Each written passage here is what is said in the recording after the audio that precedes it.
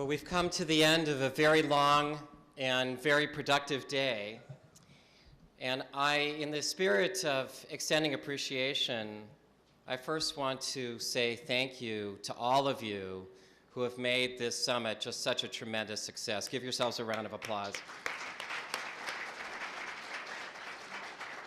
This summit happened as a result of a tremendous collaboration between the Faculty Association of California Community Colleges, and I do want to acknowledge once again our president, Dennis Frisch, members of the Board of Governors, Sylvia Flores, Reed Milburn of the staff, as well as the Chancellor's Office, Chancellor Jack Scott, his staff, Vice Chancellor Linda Michalowski, Mike McGee, Jeff Spano, members of the Community College Board of Governors, Manuel Baca, Danny Hawkins, and others, as well as the Foundation for California Community Colleges, and J.P. Morgan Chase, Brian Williams, and your staff. Thank you very much.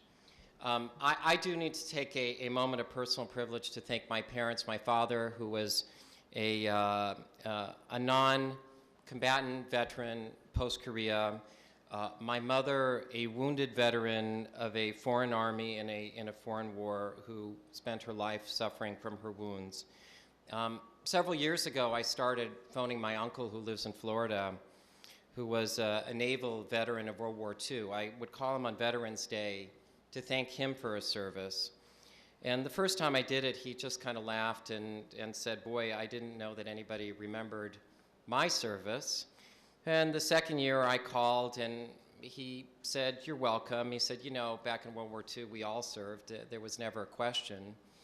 And then he started getting accustomed to my calls. And one year I just asked my father, I said, "Hey, what did your brother actually do in the Navy in World War II?" And he said, "Well, you know, he would tell you he didn't do anything. But the truth is that he was in the Battle of Okinawa, that the ship that he served on succeeded a ship that was hit by an enemy kamikaze plane, that in the discussion that we heard yesterday about 90% boredom and 10% terror, he would spend his time playing the clarinet, and it would not only calm his nerves, but it would actually calm the nerves of those around him as they were waiting for that 10% terror. But in the spirit of all the discussion that we've heard, he didn't consider himself a hero. He considered himself acting out of duty to country. And that's really the theme of what we've heard. And so in that spirit, I also want to thank Congressman Bob Filner, our next speaker. In 2007, Congressman Filner assumed the ranks of being chair of the U.S. House Veterans Affairs Committee, and that was a position he held until the majority party turned over, at which point he became the ranking Democrat on that committee. But in his capacity, service to that committee, Bob Filner has worked on behalf of the veterans of the most recent conflicts in Iraq and Afghanistan, but he hasn't forgotten those who served in Vietnam and in Korea, and most specifically he has worked to get the recognition that has been sorely lacking for the Filipino veterans of World War II, as well as to those who served in the Merchant Marines. Congressman Filner began his service in the U.S. House of Representatives in 1992, and I was sharing with his aide that, in fact, I was a government affairs director for another organization. I actually helped place volunteers into his campaign in 1992, and he's been reelected with very substantial majorities ever since. And no stranger to higher education, he taught history for 20 years and also served as deputy city mayor. So in the midst of tremendous discussion in Washington and the need to focus not just our state's attention, but our nation's attention onto the issue of veterans, it gives me tremendous pleasure to present as our closing keynote speaker for the first annual Veterans Summit, Congressman Bob Filner.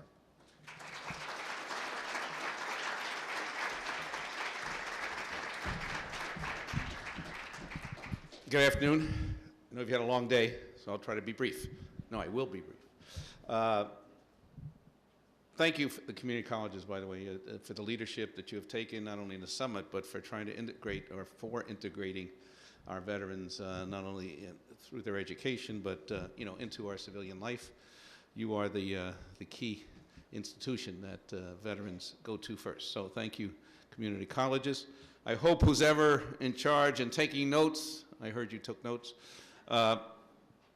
will give me a report as soon as possible. That is, anything that we can do either administratively or legislatively that we have to do, the kind of suggestions that came out of this, please get them to me.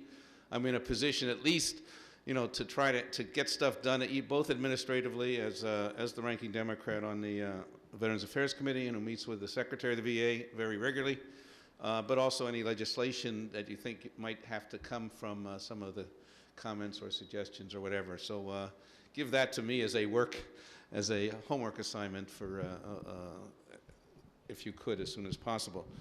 Let me just tell you, and again, I have the disadvantage of not being here all day. I wish I was, but let me tell you two things that I've been trying to do in the Congress to deal with some of the issues you have had to deal with all day. And I'd like your gut reaction in the few minutes that we have left. Number one, as I look at all of the issues that come about with the transition from military to civilian life, and you can look at any symptom of need that you want. I mean, we have the highest suicide rate amongst active duty and recent separations of any time in our history. I mean, Vietnam was the highest. Now we've exceeded that in terms of suicides. Something is wrong. We have the quickest unfortunate move to homelessness of any recent veterans. I mean, what's going on here? Something is going on. Is Chase here? Somebody? I pretend I don't see you because the banks have not done well by either our active duty or our recent veterans. I mean, we've had to deal with Chase personally, and they have done things like this summit, I think, to atone for past sins. But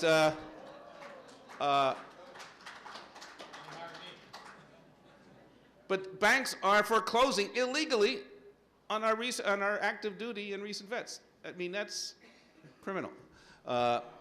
And we're going to change it. Again, after we've talked to Chase, they I don't know if you went through this, but they announced not only to try to give back the veterans their homes without principal anymore, but make homes available to veterans, to make jobs available to veterans. So thank you for what you're doing now. But we have, the banks have not done well. There's all these symptoms going on, so something is wrong. We have not taken care of these young people when they have left our armed services. We screwed up in Vietnam. I mean, I was against that war, and I didn't spit on anybody when they came home, but we did not treat the returnees as heroes, and we should have. And we still have to make up for it. You know, half of the homeless on the street are Vietnam vets. We did something wrong. I, by the way, have legislation for every Vietnam vet who has a Agent Orange claim in to just grant it. That is,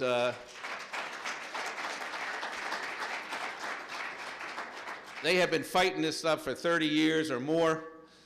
Sometimes people get sicker fighting a big bureaucracy than they do from their original wound or injury. And we should just say, finally, welcome home to our Vietnam vets, grant those claims, and just say, look, find some peace. We did you wrong. Now it's time to say, really, welcome home. But when you look at these symptoms and the jobless rate higher than the national rate, and that's high enough as it is. The treatment of women vets and what has occurred to them during their service. I looked at all that and said, you know, when you enter any of the armed services, we give you a 10 or 12 week period that we call boot camp, right? We get you ready for the ethos of war, what it means, and how you're supposed to act, and your ethical needs, and your leadership needs, and how you relate to your comrades. And you are trained into an ethos of how you have to deal with military life. But when you leave the service, you could be in Baghdad one day and taking your kids to the soccer game the next day. And if your kid acts up, or your nephew or somebody, you're going to respond like you did in the last deployment. You may reach out and hit them without even thinking about it. We've had some kids killed that way, by the way. But we have not allowed the transition to take place. So what if we had what I'll call right now a D-boot camp? I mean, as part of your active duty, you get 10 to 12 weeks with your comrades so you don't lose that support system that is lost immediately right now. Do it with your family because that's important in both, in all kinds of counseling and medical diagnoses. You know, so the average Marine will say in response to, have you any memory problems? And they say, nah, I'm fine. And Johnny will say, Dad, you just forgot my birthday last week. So let's have the family there. Let's do it, you know, in a setting off the base or off, you know, wherever.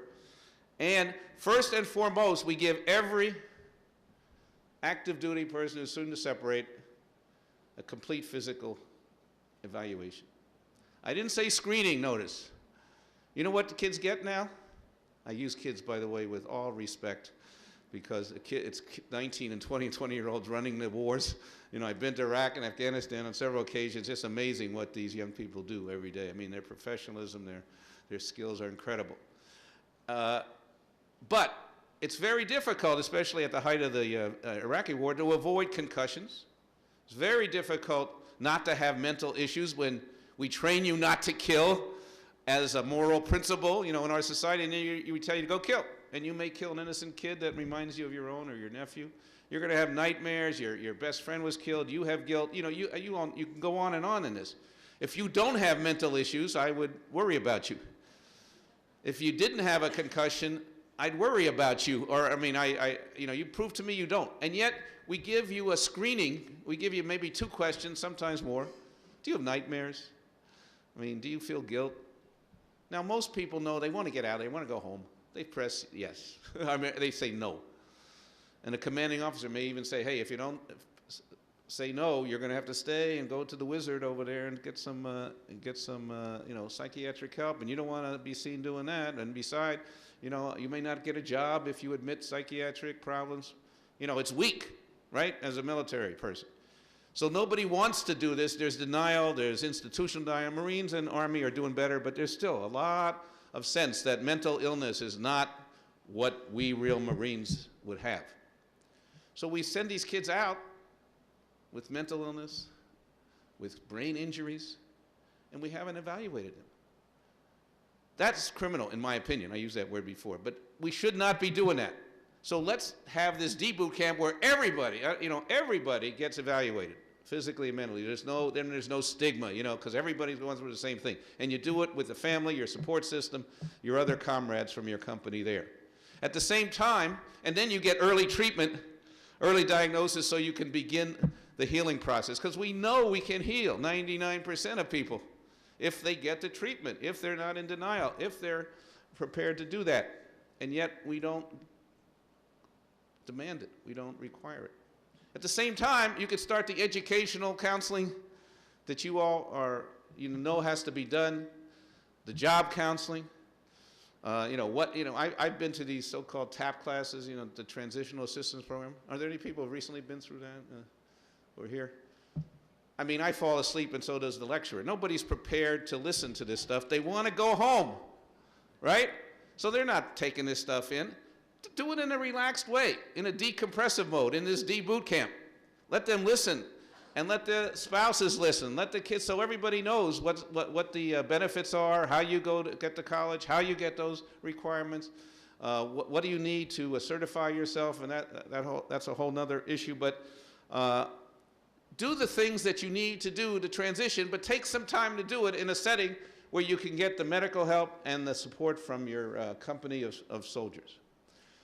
I cannot get, by the way, either the VA or the DOD to accept this proposition. I'd like to see your gut reaction. They all say, we don't have the time to do it, you know, it's 8 weeks out, blah, blah, blah. I mean, I don't know. They have all kinds of reasons why they can't do it.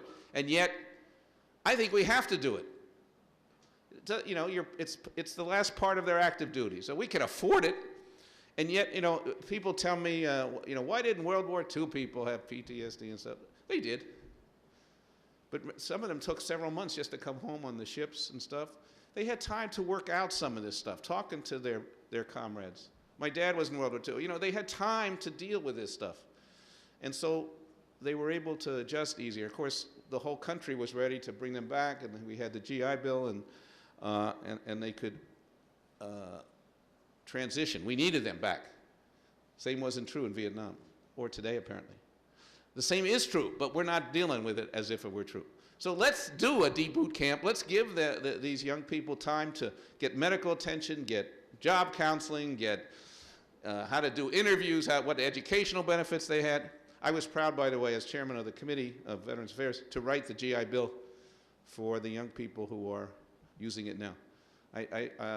In memory of my dad, he came back from World War II, had no education, higher education, was able to get some, but more important, we were able to buy a house for the first time in my family's history. I always lived with relatives in apartments. All of a sudden, we're middle class. We have our own home. I go to a good school. I go to college. I become a congressman. And yet those benefits had deteriorated over time. And I said, we need to do the same thing for these young people that we did for World War II veterans. So we wrote the benefits to provide for the full cost of college or other training, and some of the needs of child care and transportation that you got now. In addition, you can transfer those benefits to spouse or kids. And we made the Reserve and National Guard eligible, full eligibility, which they did not have before. So I'm very proud of that. 500,000 veterans, by the way, are now taking advantage of that right now.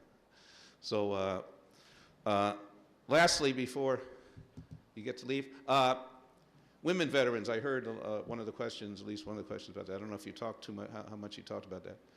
I mean, we've had I had held hearings and did a lot of research, I mean, of what's going on with, you know, we have increasing number of women obviously in the military, many doing basically combat service, and yet when they come back to the VA, it's a male institution.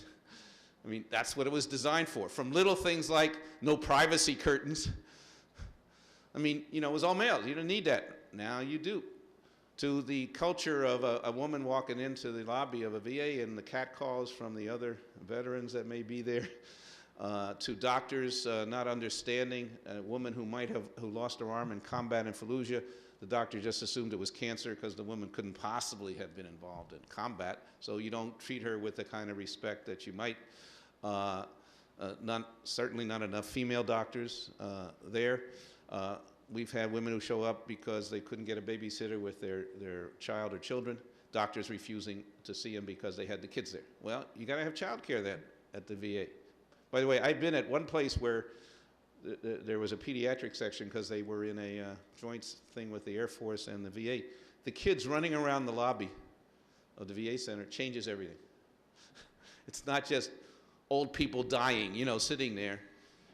Everybody is energized by the kids, and they're you know, the grandpops, they're sitting on laps and doing things. I mean, so it's not only a necessity, but it changes, it makes things better to have the, you know, the kids all around the place. Anyway, and after hearing testimony and seeing the kind of things that women had to face, and by the way, the statistics on sexual trauma on active duty are just sickening. I mean, up to 2/3 of women are sexually traumatized during active duty. I mean, that's just, you know, completely unacceptable, and we still haven't changed that culture. But I wrote, and we passed through the House, the Senate did not pass it, a Bill of Rights for women's veterans, which went through all of these things that I just mentioned in terms of respect, in terms of structures that you need, in terms of facilities that you need, in terms of the choice of women doctors that you need. And I think we have to tell every woman that comes out of the service, well, we should tell them as they go in, but that they are due the same rights, the same respect, the same attention that we want to guarantee every veteran. So those are a couple of things I'm working on. I ask you, of course, I'd like you to give me a report of some of the things you want me to work on. And if you have time for any questions, I'll be happy to answer them. Again, thanks to the Community College for your leadership. Thank you to the veterans who have served for your service. We need to do better for you. I don't care which war you came out of or which period of time. We have not done the job that we promised to you, and that's what I've been trying to do in the Congress. Thank you very much.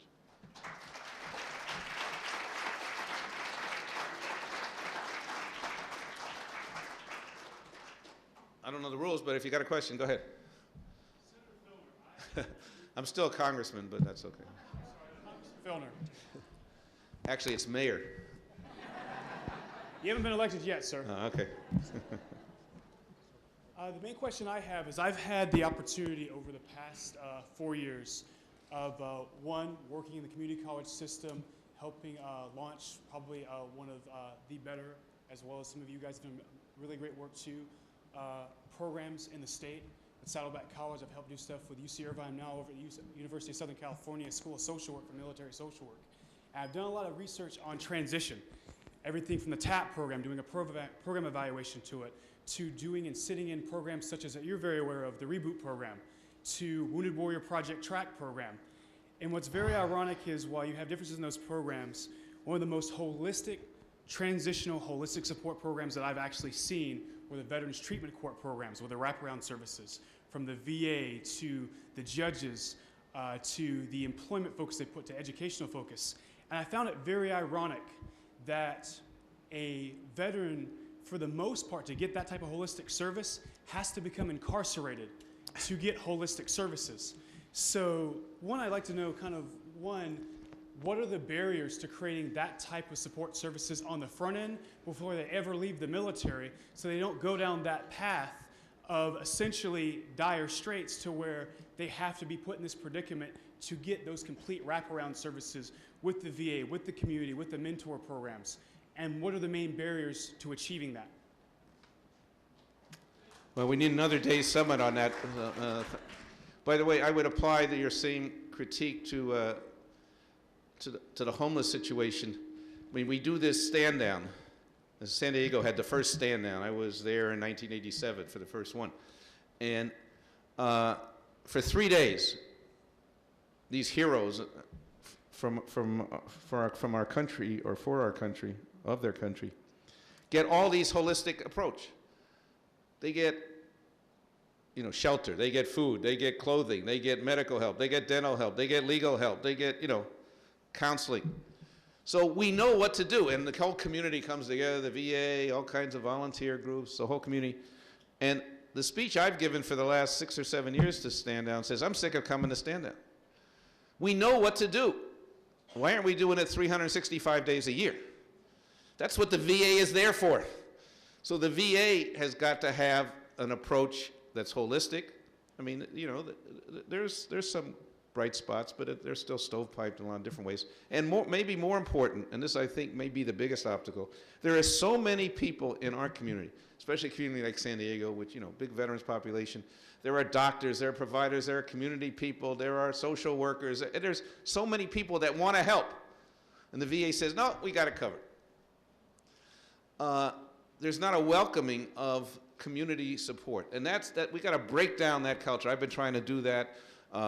I announced, in fact, with the President Obama, and the Secretary of the VA, General Shinseki, last year, we instituted what we called a zero tolerance for veterans homelessness. That is, we will end veterans homelessness in 5 years, is the commitment. I hope we can do that, but a big part of that commitment, this is what I stress for, is we put in, close to $1 billion for community, to help community organizations help us help the veterans. Because we can't do it without you. And they have tried to do it and they just can't. And as virtually, by the way, I've gone around the country, there are so many programs, let's say for returning veterans and just to say PTSD issues. There's dozens and dozens and dozens of things, and they all work because they're all based on the same principle that if you give people that back their if you get medical treatment, self-esteem, they feel productive, they're working, they heal. And you could do it in 1,000 different ways. And different people want to do it in different ways, different people react to different things. Anyway, I want to do it all. Let's everybody participate. So we put in a real lot of money to try to encourage that. That's what we have to do, I think, more than anything, because the resources are here. They really are. Whether it's the community colleges or doctors who will give free help or social workers who will help or people on farms that want to get people to farm, or people who are training dogs to help, or, there's a million different things. So I want the VA to be more open to that. It's a very closed bureaucracy. They do a lot of good work, but they're closed to community help, and we got to open that up. That would be my answer if you want one thing. Money, by the way, is not the factor right now. I mean, when I was chairman, we put in $40 more billion, a 65% increase in dollars. We went from I don't know, $70 billion, $80 billion budget to 120 today. The money has poured in. Now you need a bureaucracy that's accountable to use that money and involve the community, and that's what I'm trying to do. Yes, ma'am? Question back there. Oh, okay, you're calling. I called on her, but you'll call the next one. Well, I'm glad that you brought up the homelessness issue. One of the things that community colleges don't have is housing. And I'm sure that many of my colleagues here are confronted on a daily basis of how many homeless student veterans we have. And as the film portrayed that we saw at lunchtime, many of the veterans cannot get into some of the housing that they have for veterans because they don't have substance abuse problems. And so they can't get into the programs that they have. They do have VASH programs, the housing programs that they have, but it takes about 3 months or more to get through that process. And by that time, our student has probably dropped out, or their grades are so bad that they've had to drop out, so then they've lost their benefits. And it's just an ugly cycle that we see, and I can tell you that this semester I've seen a huge increase in homelessness in my student veterans. And I'm just wondering, you know, the VA is vowed that they want to, you know, get rid of homelessness with veterans within the next 5 years. And I'm thinking Fannie Mae has all these foreclosed homes around the country, and especially around community colleges. And why is it taking them so long to get housing in areas that actually can benefit some of these students? I know we have huge housing availability in West LA and way out in San Bernardino, but a lot of these places are very far from these schools, and some of them don't have transportation, or they've got to take several buses. And so I guess my question is, or you asked, your question was, what do you want, what would we want you to do? And so I think addressing some of the homelessness of some of these students, address it before they become homeless, because they are the most likely to succeed if they're going to school, but they can't succeed in school if they have no place to live. You know, I hear your frustration and your commitment. I feel the same way. I mean, I wish I could give you an answer. I'm as frustrated as you are. I mean, again, we're the richest nation in the history of the world. We can do this, but it takes leadership, a commitment. Somehow our bureaucracies get in the way of it. I mean, I'm trying to cut through some of these bureaucracies. All I could say is just keep plugging. I know, for example, Chase announced that they are going to make some of the foreclosed homes they are responsible for available to these folks. So we'll do it. It's taking far too long, and we lose people. And I just, you know, I think it's tragic that this occurs, and yet we're going to keep trying. I know this is not a political gathering, but as part of my own campaign for mayor of San Diego, I have pledged to, if we were successful for feds, we can get rid of almost half of the homeless on the streets of San Diego. We're left with, I don't know, 2,000. Come on, it's not 100,000 like LA. We can do this. For example, there's a Holiday Inn downtown. That's the one with the big tank-looking thing. It's on the market for $20 million. City should buy that and put in we can house almost 400 veterans, private rooms, bath. We'll deal with other issues when they're ready for it. Get a roof over their head. Get them off the street, off the weather thing, off the violence, off the insecurity. Get a roof over their head. I think we can do this for all of San Diego's homeless. And then once people see that there's a commitment, then volunteer efforts continue and inspire. Churches take people, families can take people. but we don't have a commitment. We don't even look at a homeless person in the face, right? I mean, we just want to walk by them. We want to forget about it. And yet, I want to say to this city, let us look them in the eye. One, it's our humanity, but two, most people are only a paycheck or two away from that too, you know? So it's in all our interest. We're all in this together. So let's assert our humanity and do this, and we will pick up those, those kids. And we should, the students that you referred to. And every campus, I mean, there could be city participation. There's fraternity houses. There's stuff that is vacant. I mean, but the state is cutting all your budget, so that's hard to do. But so we can try to fill them up. I mean, or work together and do it. But I'm as frustrated as you. We should be moving faster. Just keep your commitment. Keep some optimism, because we can do this. Congressman Filner, I want to start by thanking you for your initial support and voting for the post 9/11 GI Bill, and also coming here today. It's a very important event for us in education. Our veterans come back to our colleges to seek upward social mobility, seek a better life, and we want to give that to them. Many of our institutions, agree that working between our agencies and our segments is very important, especially with our shrinking budgets. We can still serve these vets by creating partnerships. Problem we face is some of the new changes with GI Bill 2.0. So I want to ask a question about that. Right now, the VA, as of August, will not pay out-of-state tuition for veterans. And at a California community college, our subsidized education, it makes it very inexpensive for that bill of out-of-state tuition, which is about $4 or $5 grand for full-time status. That's expensive to a veteran that's unemployed, but it's inexpensive to the state as an investment for the future of that future citizen. Now, that same student that's not getting paid the out-of-state tuition, not getting that covered through the GI Bill, can walk across the street to a private institution and have $17,500 paid in tuition. Why are we putting that money into the private institutions and not our public institutions?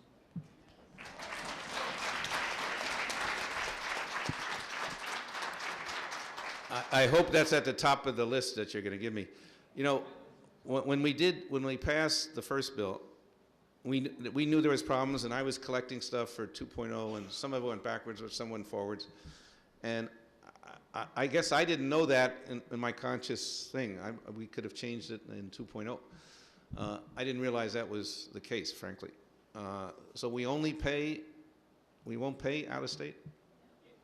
I mean, that's silly. And let me be clear, as you have your 10 years instructing at San Diego State, I had a student that was transferring to San Diego State and was considering going back to Boise State because they wouldn't, his out-of-state tuition wouldn't be covered, and he couldn't flip the bill. We found scholarship money, we found some private donors, found some loans, we got it done, and he's staying in state, and I hope we keep him as a citizen.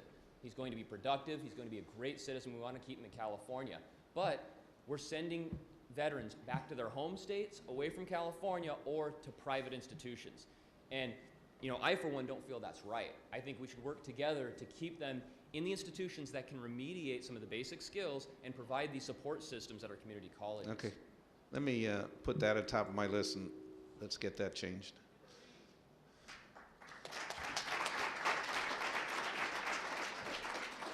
I'm supposed to be an expert on this stuff, and I didn't know that. You're going to, just a couple of questions. Oh, thank you, Congressman. I find it unique. I'm a United States Marine veteran, OEF. When I go to the California website, I see a link for inmate locator, and there's not one link for veterans when you go to the California homepage. That is critical in getting information to our veterans. They go to the internet for their home states. We shouldn't have how to find prisoners in the state if we can't find information on your veteran benefits. I've emailed the governor's office. Obviously, I won't get a reply, but I'm sure someone in here might put a little thing in his ear. There's a house by American River College where I work. It's $1.2 million. I'm trying to organize private funding to buy that. 16,000 square feet, might hold possibly 20 veterans on a grassroots effort. Being here today empowers me to push forward with that and try to overcome that fear of going out there and asking for money and proving that veterans can come home. Because we've seen too much already that they haven't been able to come home as much as we would like. Thank you. Thank you very much. Once you get these two ladies, you have time. Go ahead. We'll get these two questions, last two.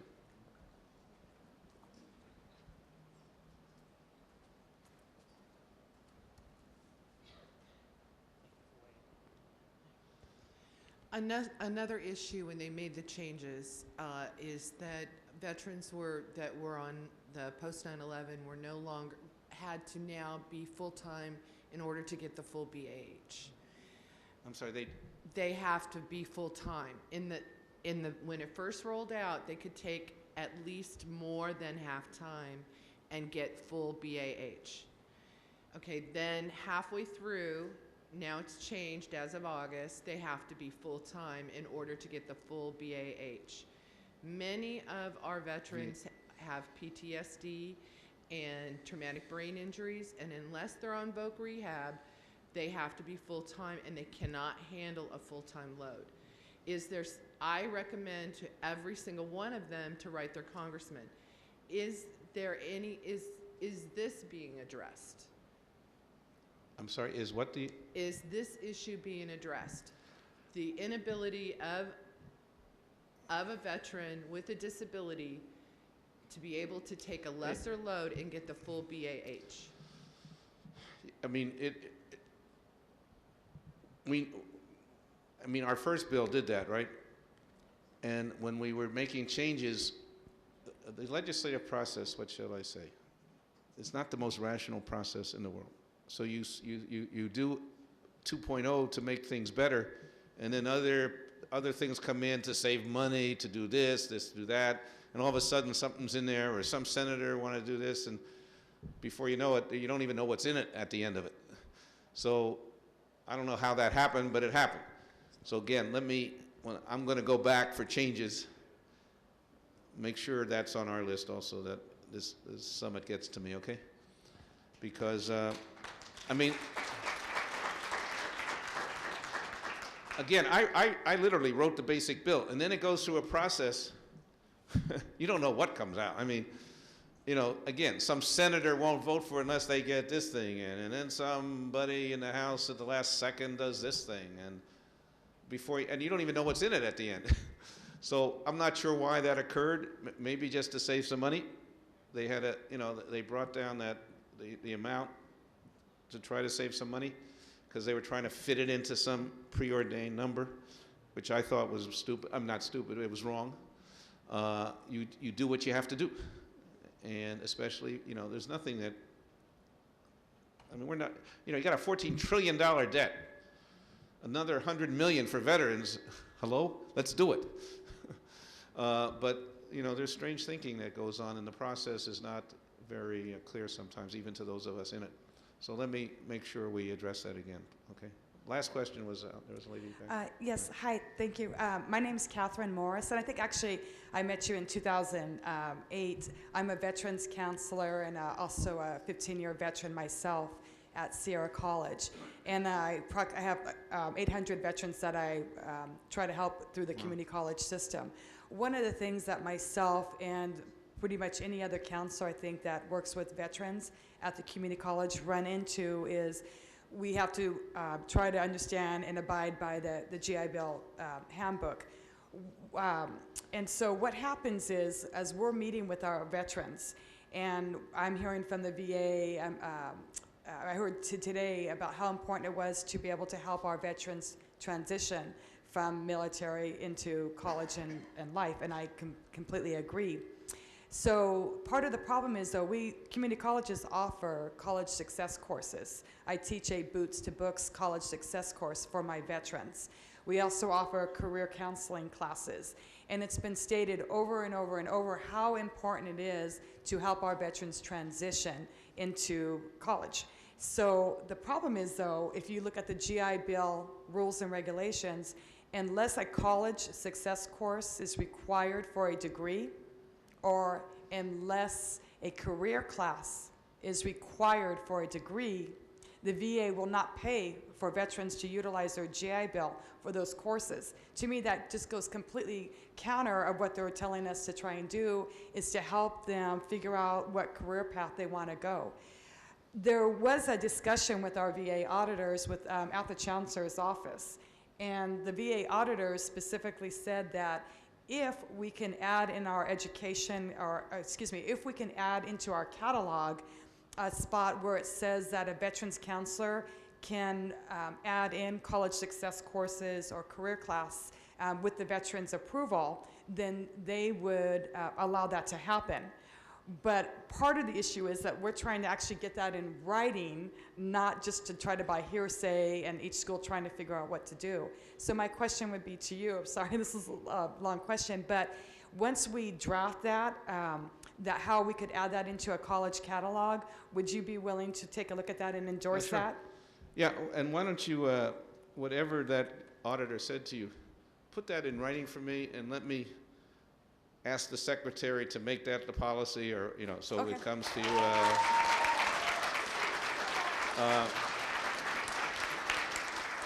I can't guarantee it, but some of this stuff, you know, when we write legislation, I told you, you know, the process of legislation is bad, but wait till you, when we write legislation and then the agency turns it into its implementation. They put stuff in, I don't know how it ever got, you know, what was in their mind, it was not in our mind. But they write these rules, and some of them are just go against our intent or don't have any relation to reality. So we can get those changed by administrative fiat also without going through the legislative process. So let me have that in writing, or whatever he said, so I can try to. Okay. Is that true in, you know, every state or so? Okay.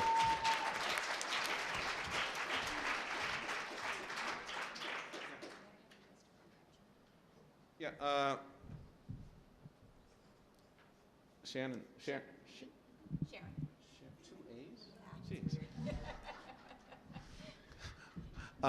You have weird people in the community college. If you want to email me directly, please do it at DRBOB. That's Dr. Bob. That's me. I taught history at San Diego State, by the way, for 22 years. And I'm a historian of science, just throw that up. DRBOB at mail, M-A-I-L, .house.gov, G-O-V. Dr. Bob at mail.house.gov. And we'll get that. And I already got 3 top things, but give me whatever your list was. Thanks so much. Give him a top 15. If you give a big round of applause for Congressman Filner for coming and speaking to us today. And he's given you his email address now, so feel free. Thank you again to J.P. Morgan Chase for their support of this program, and to all of our speakers who shared their knowledge with us and their ideas, and to the committee who helped plan this. But equally important is thanks to all the vets who attended, and for all the hard work that you've done for us. And for anybody who've been in our armed forces, if you'll please stand, we'd like to give you a round of applause.